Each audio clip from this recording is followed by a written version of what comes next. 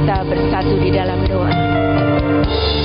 Bapa kami di dalam sorga, Al-Halik yang mulia, pencipta langit, laut, bumi beserta isinya, dan Allah yang tidak pernah meninggalkan perbuatan tangannya, Allah yang disembah oleh Abraham, Ishak dan Yakub, Allah itu juga yang kami kenal dan kami sembah di dalam nama Tuhan Yesus Kristus.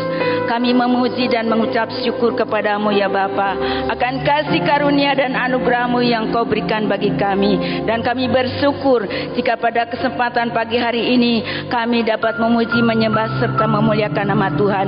Bahkan kami siap untuk mendengarkan firman-Mu ya Tuhan, karena kami percaya firman-Mu yang sanggup mengubah kehidupan kami. Terima kasih Bapa di dalam sorga.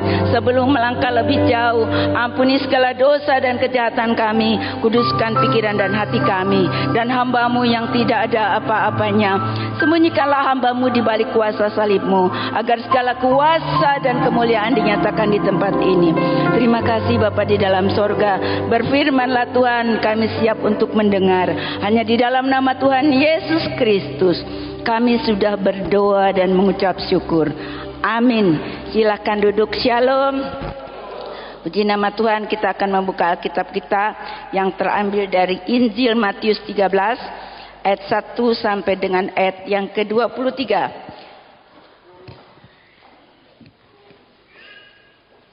Saya punya Lembaga Alkitab Indonesia halaman 18 sampai dengan 19 Perjanjian Baru. Judul perikopnya perumpamaan tentang seorang penabur. Sudah dapat semua? Baiklah, ayat yang pertama akan dibacakan oleh kaum pria, ayat yang kedua kaum wanita, dan bersaut-sautan pada ayat yang ke-23 bersama-sama. Matius 13 ayat 1, 3, 2, 1, kaum pria.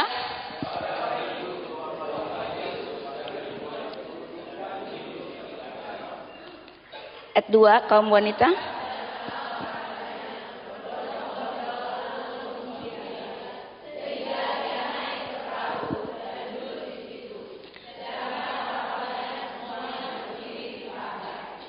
Ayat 3 kaum pria.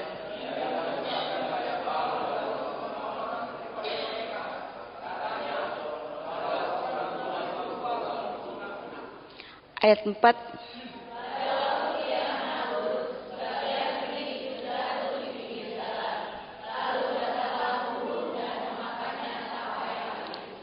Ayat 5.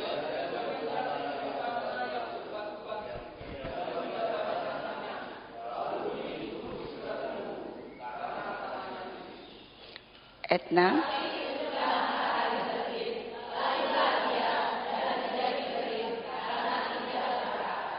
Ayat 7.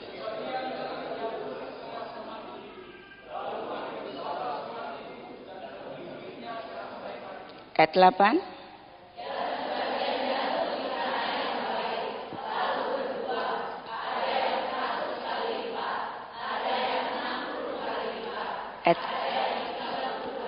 Ayat 9. Ayat 10.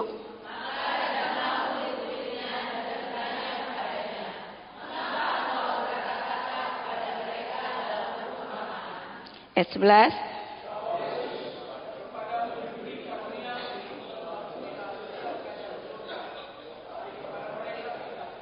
Ayat 12.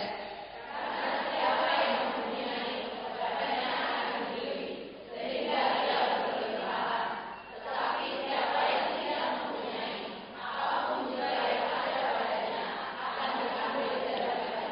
13.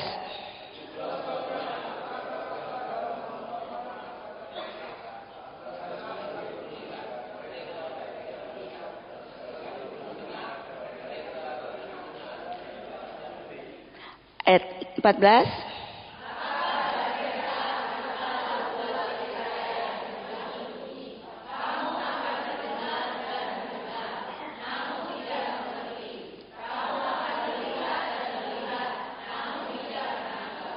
Ayat 15.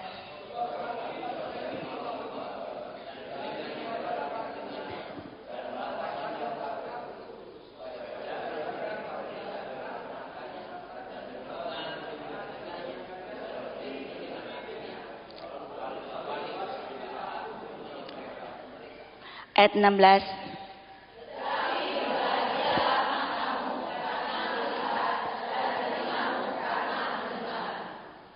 17.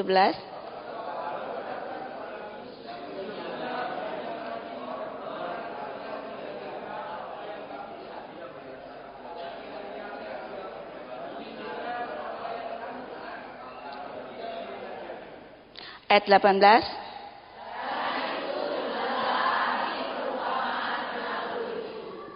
Sembilan belas.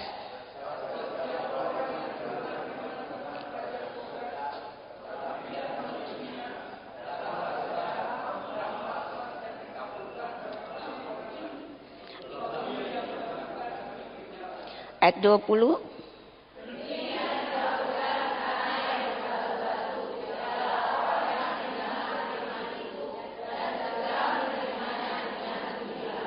Ayat 21.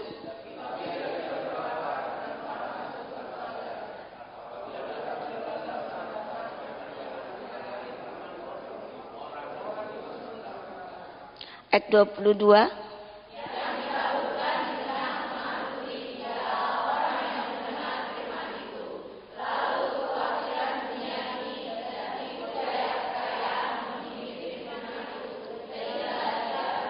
Bersama-sama.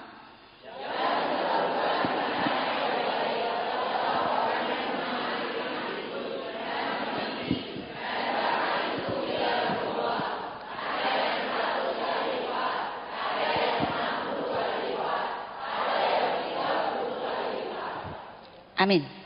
Bapak Ibu yang dikasihi Tuhan Yesus Kristus, kita sudah membaca dan mendengar firman Tuhan yang terambil dari Injil Matius 13 ayat 1 sampai dengan ayat yang ke-23. Pada kesempatan pagi hari ini saya memberikan tema, Aku adalah saksi Kristus. Apa temanya? Ya, di dalam Kisah Rasul 1 ayat 8 dikatakan demikian. Tetapi kamu akan menerima kuasa kalau Roh Kudus turun ke atas kamu, dan kamu akan menjadi saksiku di Yerusalem, di seluruh Yudea dan Samaria dan sampai ke ujung bumi. Bapak Ibu yang dikasihi Tuhan Yesus Kristus, inilah pesan Yesus kepada murid-muridnya untuk menjadi saksi. Yang menjadi pertanyaannya sekarang adalah, siapakah aku di hadapan Tuhan? Bapak Ibu yang dikasihi Tuhan Yesus, saya yakin dan percaya jemaat di sini mempunyai latar belakang yang berbeda. Ada orang yang setia sekali apapun yang terjadi, dia akan pergi ke gereja. Tapi ada orang yang ke gerejanya kalau habis gajian. Tapi ada juga orang ke gereja waktu mau pemberkatan, Natal dan Tahun Baru. Oleh karena itu, melalui perikop ini, Tuhan Yesus memberikan perumpamaan ada 4 hal untuk menjadi orang Kristen. Yang pertama ayat 19, kita baca bersama-sama ayat yang ke-19, Matius 13 ayat yang ke-19, 3, 2, 1.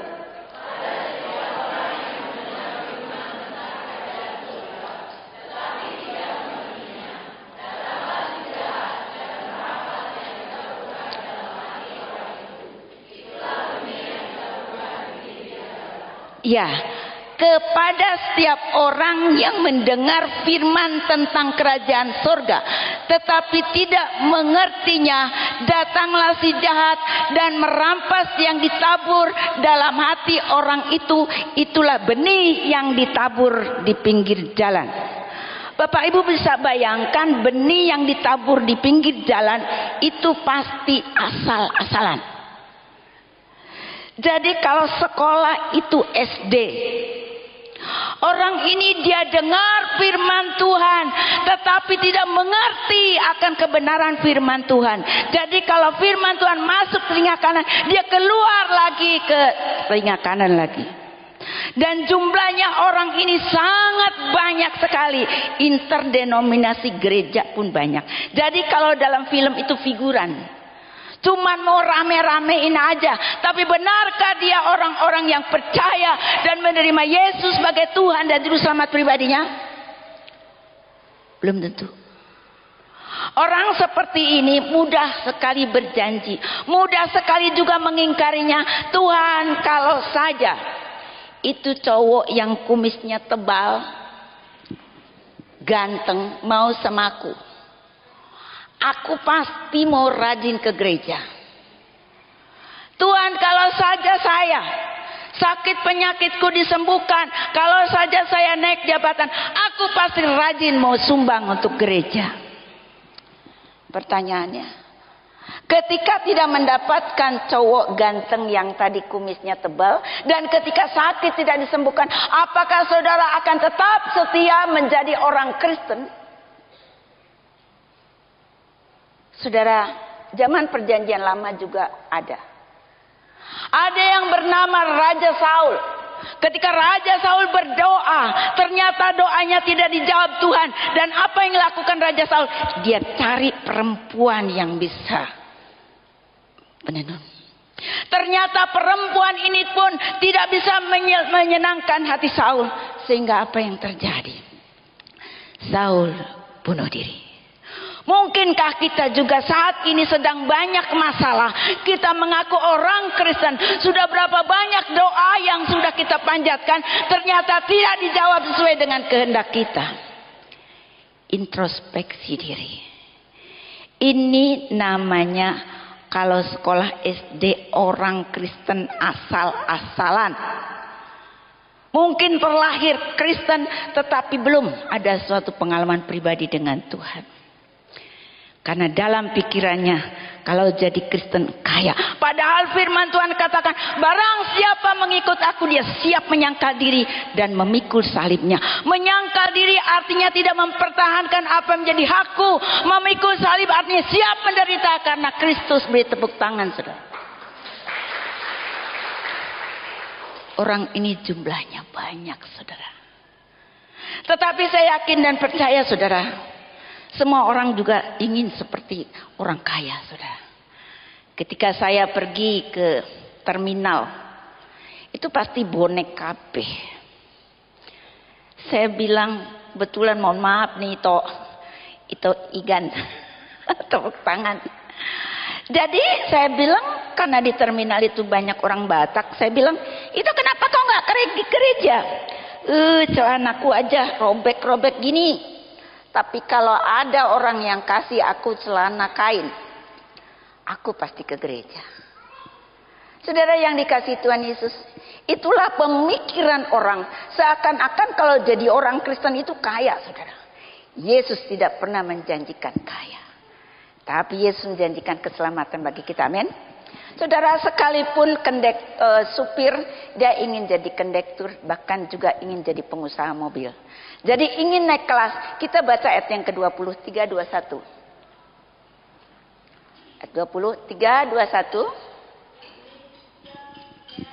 Ya. Ayat 20. 3, 21.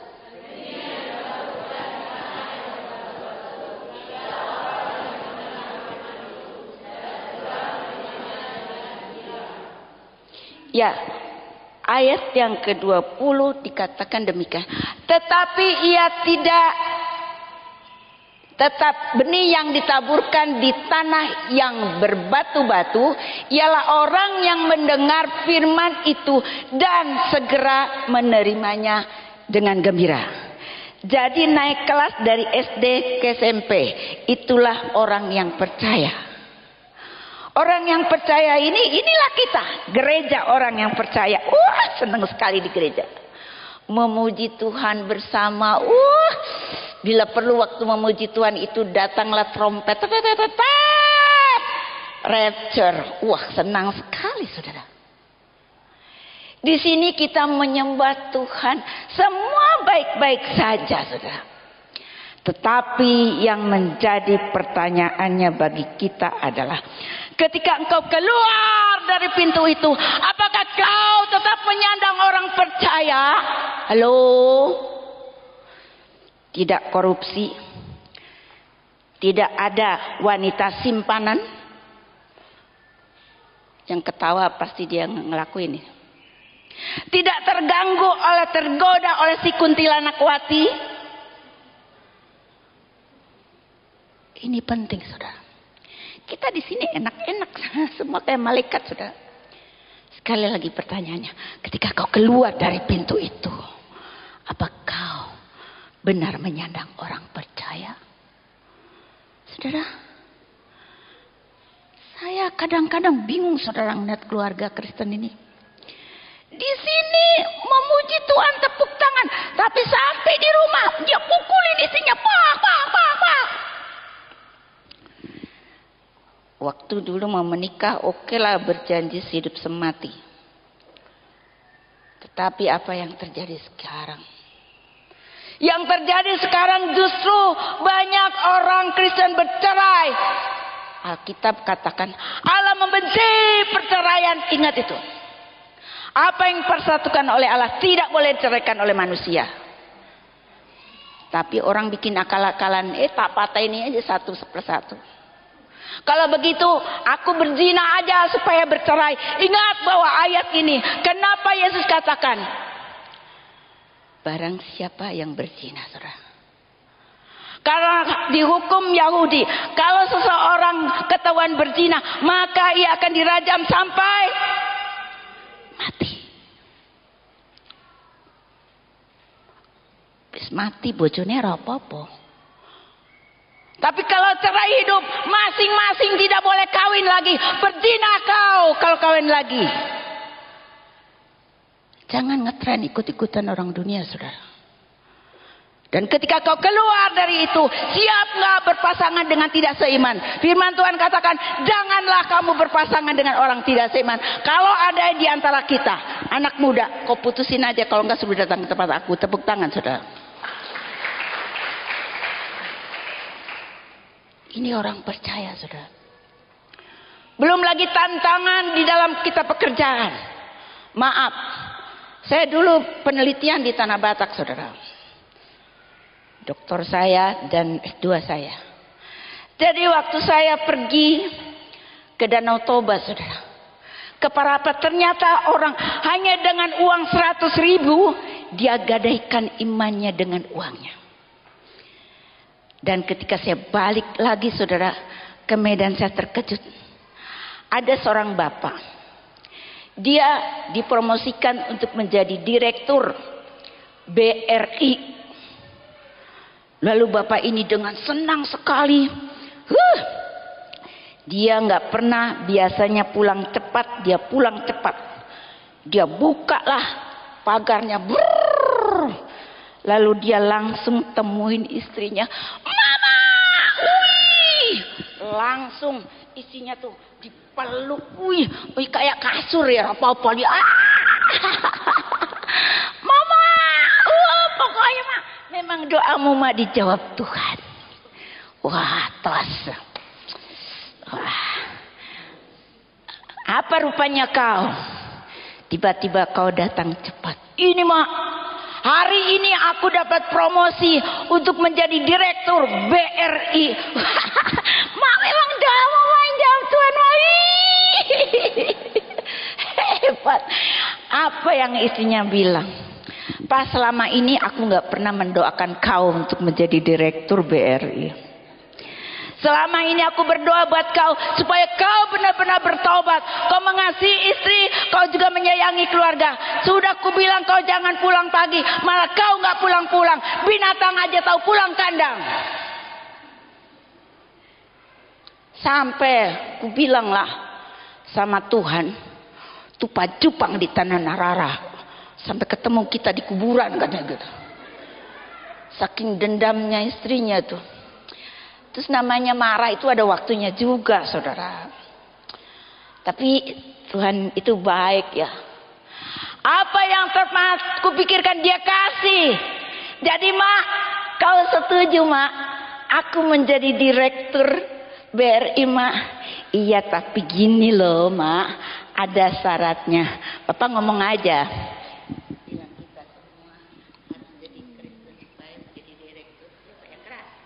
Kita semua harus jadi kita semua harus menjadi orang Islam supaya kita bisa menjadi Direktur BRI. Kurang ajar kau. Laki-laki macam apa kau sekarang? Pulangkan saja aku ke rumah orang tuaku. Tak sudi aku. Perempuan yang baik, penolong yang sepadan. Jangan pernah kompromi soal iman. Tepuk tangan. Memang ini tobing. Maaf kata ya. Untung dapat perempuan si Taurus. Diluruskan saudara. Tobing, tolol dan bingung katanya. Kok mau gitu loh saudara. Lalu tawarkan ke yang lain. Marganya si Mamora. Si Mamora tuh artinya orang kaya. Kata si Mamora, kapan lagi ini rezeki? Daripada aku marga si Mamora tapi miskin. Akhirnya diterimalah sama si Mamora. Lalu si Mamora karena dari dusun desa banget, dia pergi ke kota. Dilihatnya banyak perempuan cantik-cantik. Wah, gak kudapatkan ini di kampung. Akhirnya si Mamora jalan-jalan pinggir kereta api. Ketabraklah kereta api, matilah kau. Dan akhirnya dengan kematian si Mamora yang murtad ini, istrinya kembali ke gereja. Saudara yang dikasihi Tuhan Yesus, saya yakin dan percaya tidak ada di sini yang di sana. Tepuk tangan saudara. Itulah orang yang percaya yang adanya di gereja itu adalah benih yang ditaburkan di tanah yang berbatu-batu. Ialah orang yang mendengar firman itu dan segera menerimanya dengan gembira. Saudara, dari SD naik SMP, sekarang naik SMA.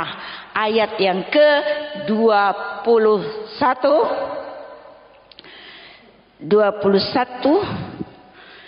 3, 2, 1. Tetapi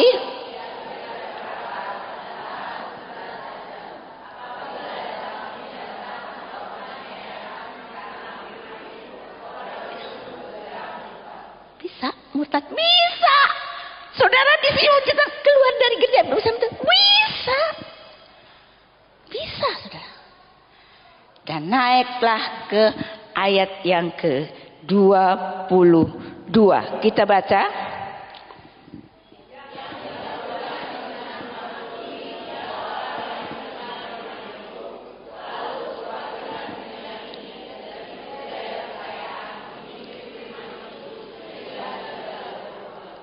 Ya, yang ditaburkan di tanah semak duri ialah orang yang mendengar firman itu, lalu kekhawatiran dunia ini dan tipu daya kekayaan menghimpit firman itu sehingga ia tidak berbuah. Jadi naiklah ke SMA.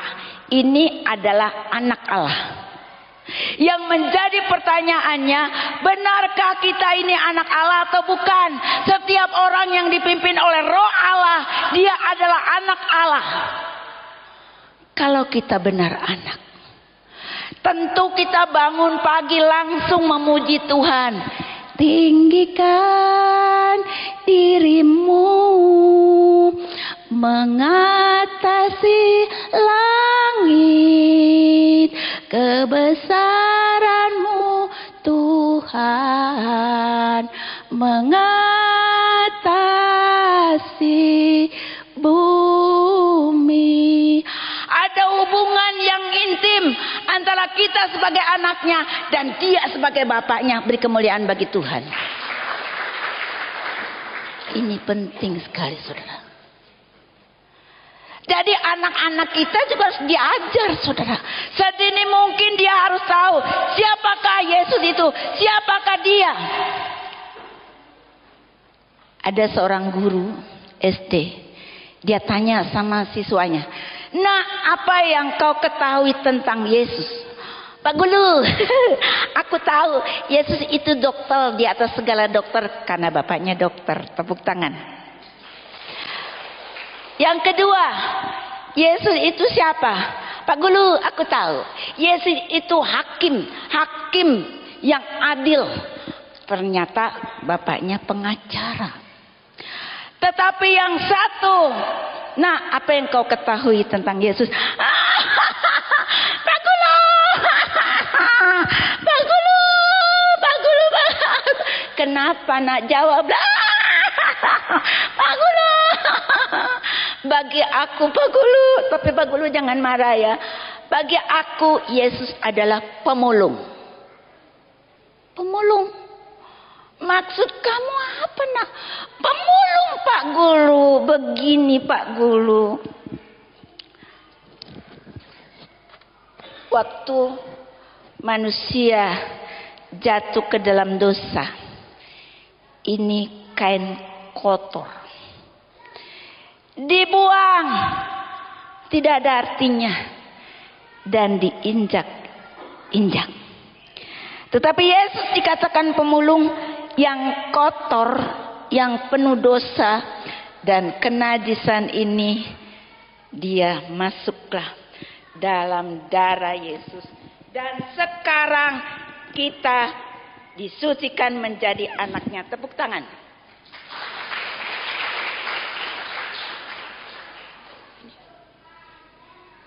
Darah Yesus sudah membasuh hati nuranimu yang jahat. Darah Yesus sudah membasuh kejahatanmu.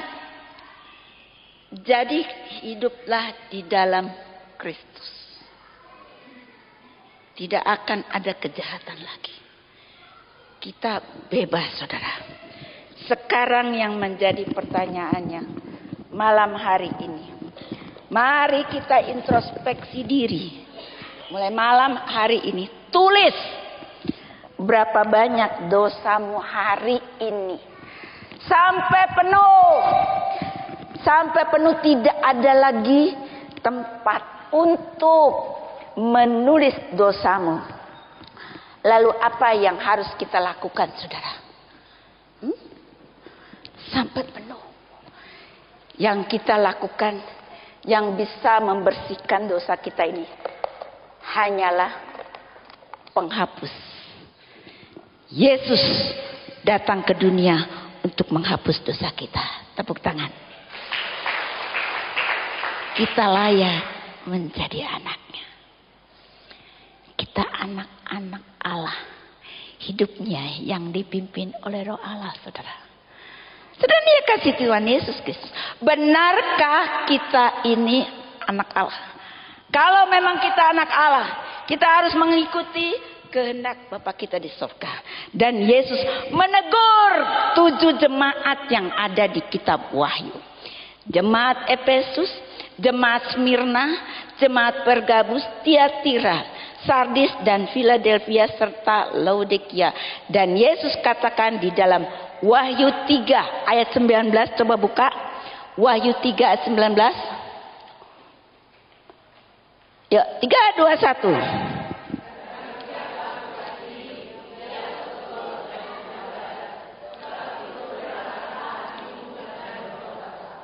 Ya, barang siapa ku kasihi, ia ku tegur dan ku hajar.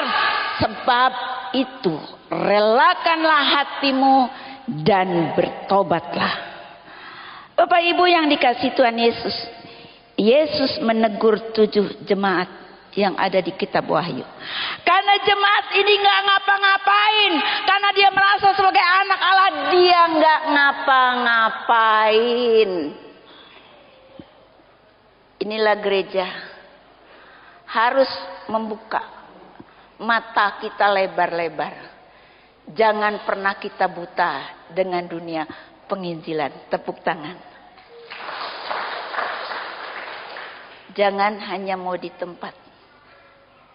Hidupnya penuh dengan kekhawatiran. Padahal kita ahli warisnya karena kita anaknya. Dan sekarang naik kelas lagi ayat yang ke-23. Kita baca bersama-sama. 3, 2, 1.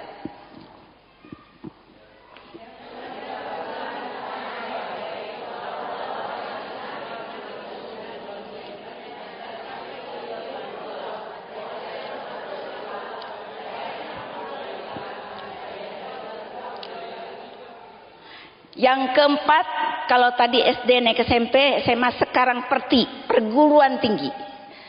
Jadi inilah murid Yang paling tinggi kedudukannya dalam Yesus adalah murid. Tepuk tangan.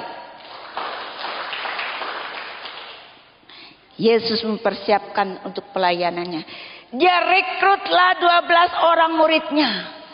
Dan Yesus katakan, karena itu, pergilah, jadikanlah semua bangsa menjadi muridku. Baptislah mereka dalam nama Bapa, Anak, dan Roh Kudus. Dan ajarlah mereka melakukan segala sesuatu yang kuperintahkan. Dan ketahuilah, aku menyertai engkau sampai selama-lamanya. Saudara, ayat ini sangat populer di kalangan orang Kristen. Sangat populer di gereja. Tetapi seberapa banyak orang yang respon, saudara?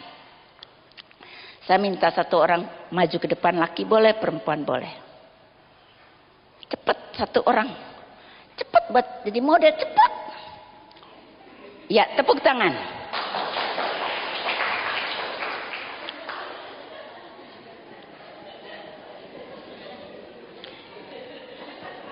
Kata Yesus, suruh apa kamu?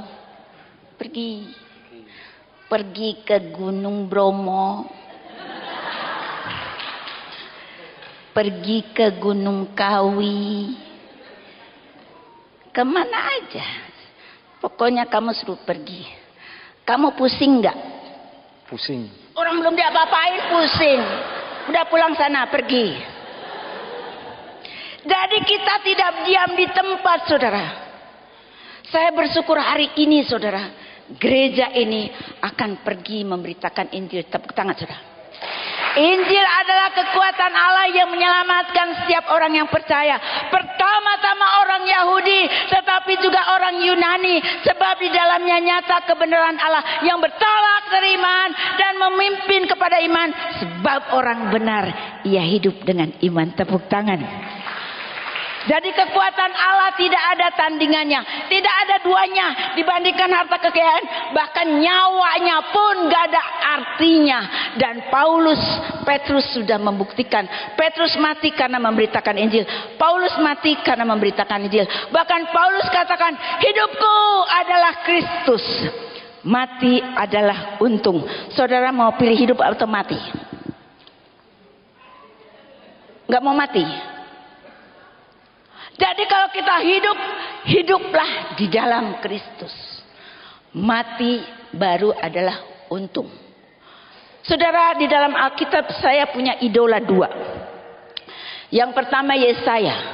Ketika Tuhan Allah mendatangi Yesaya, siapakah yang siap diutus? Siapakah yang akan pergi? Langsung Yesaya, ini aku Tuhan, utuslah aku. Saudara mau punya komitmen hari ini? Katakan, ini aku Tuhan. Jangan setengah hati. Utuslah aku. Jangan ini aku Tuhan, utuslah dia. Ini aku Tuhan, utuslah aku. Aku sudah membuktikan. Maaf, gereja gak mengutus aku kok. Tapi aku komitmen kepada Tuhan. Ini aku Tuhan, utuslah aku. Jadi aku berjalan sendiri, tapi aku tidak sendiri. Karena aku mempunyai Allah yang Immanuel, buktikan bahwa ia beserta kita. Yang kedua, Paulus. Apa yang Paulus katakan? Celakalah aku jika aku tidak memberitakan Injil. Ada apa dengan Paulus? Paulus akan mengutuki dirinya. Tetapi saya yakin dan percaya ada pertemuan pribadi antara Paulus dengan Yesus. Begitu juga dengan kita. Kalau ada pertemuan pribadi, kesaksian pribadi dengan Tuhan, pasti nggak usah disuruh, ia akan pergi. Tepuk tangan, saudara. Itulah yang dikatakan di dalam Kisah Rasul 1 ayat 8. Tetapi kamu akan menerima kuasa kalau Roh Kudus turun atas kamu, dan kamu akan menjadi saksiku di Yerusalem, di seluruh di Samaria, sampai ke ujung bumi. Jadi kalau orang Islam bilang, Yesus itu hanya untuk orang Israel saja. Benar, tetapi sudah digenapi. Di dalam Kisah Rasul 1 ayat 8, kau pergi ke seluruh dunia. Tepuk tangan. Sekarang saya mau musik kita naikkan satu pujian Api Injil. Untuk meresponi firman Tuhan, kita naikkan satu pujian Api Injil. Audio saya.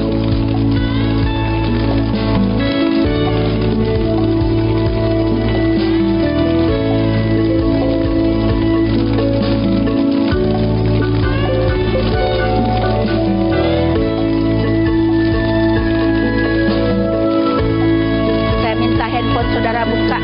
Biarlah api Injil terus menyala di dalam hati kita. Biarlah buka handphone saudara, nyalakan baterainya. Terus memancar di dalam hidup kita. Tetap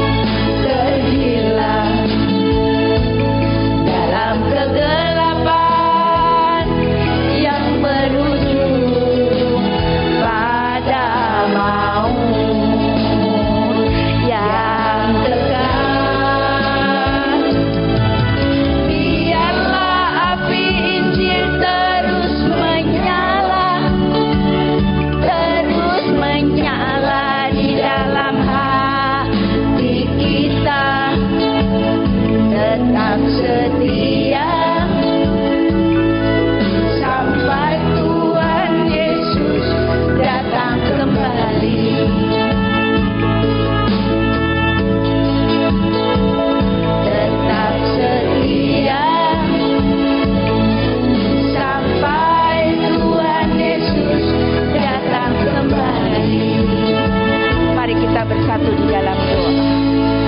Bapa kami di dalam sorga, hamba-Mu berbicara boleh terlupakan, tapi hamba yakin dan percaya Roh Kudus bekerja di dalam setiap pribadi kami yang hadir pada pagi hari ini.